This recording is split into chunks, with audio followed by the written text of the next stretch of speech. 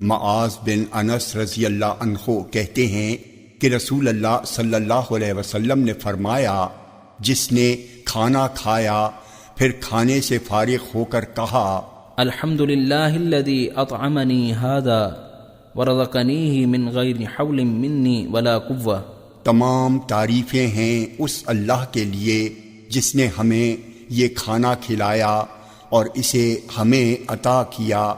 میری طرف سے محنت، مشقت اور جد و جہد اور قوت و طاقت کے استعمال کے بغیر، تو اس کے اگلے گناہ معاف کر دیے جائیں گے۔ جامع ترمذی حدیث نمبر 3458، یہ حدیث حسن ہے۔ ابو ہریرہ رضی اللہ عنہ سے روایت ہے کہ نبی اکرم صلی اللہ علیہ وسلم نے فرمایا، جب تم مرغ کی آواز سنو تو اللہ سے اس کا فضل مانگو، کیونکہ وہ اسی وقت بولتا ہے جب اسے کوئی فرشتہ نظر آتا ہے، اور جب گدھے کے ریکنے کی آواز سنو تو شیطان مردود سے اللہ کی پناہ مانگو، کیونکہ وہ اس وقت شیطان کو دیکھ رہا ہوتا ہے۔ جامع ترمذی حدیث نمبر 3459، یہ حدیث صحیح ہے۔ عبداللہ بن عمر رضی اللہ عنہ کہتے ہیں کہ رسول اللہ صلی اللہ علیہ وسلم نے فرمایا،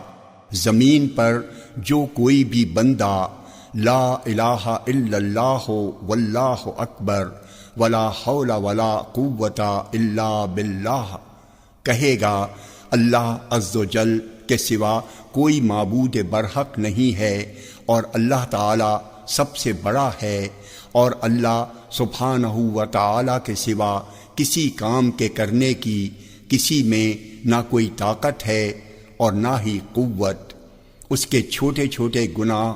بخش دیے جائیں گے، اگرچہ سمندر کی جھاگ کی طرح بہت زیادہ ہوں۔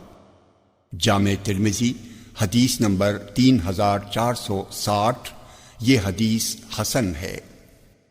ابو موسیٰ اشعری رضی اللہ عنہ کہتے ہیں کہ ہم نبی اکرم صلی اللہ علیہ وسلم کے ساتھ ایک غزوے میں تھے۔ جب ہم واپس پلٹے اور مدینے کے قریب پہنچے تو لوگوں نے تکبیر کہی اور بلند آواز سے کہی۔ آپ نے فرمایا، تمہارا رب بہرا نہیں ہے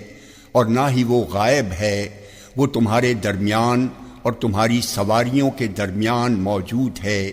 پھر آپ نے فرمایا، عبداللہ بن قیس، کیا میں تمہیں جنت کے خزانوں میں سے ایک خزانہ نہ بتا دوں؟ وہ لا حول ولا قوت الا باللہ ہے، یعنی حرکت و قوت اللہ تعالیٰ کی مشیت کے بغیر نہیں ہے۔ جامع ترمذی حدیث نمبر 3461،